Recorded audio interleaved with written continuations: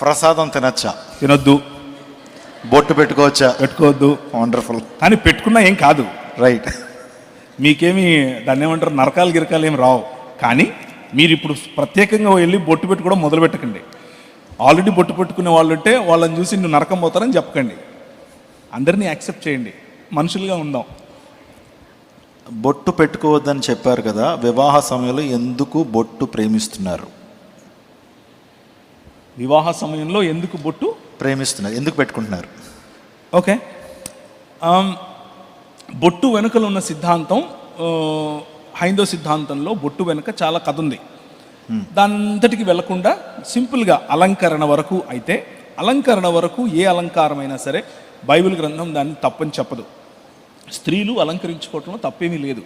కానీ ఆ అలంకరణ వెనుక ఏదైనా మతపరమైనటువంటి చిహ్నం ఉంటే ఆ అలంకరణ మనల్ని విగ్రహారాధనకు దారితీస్తుంది.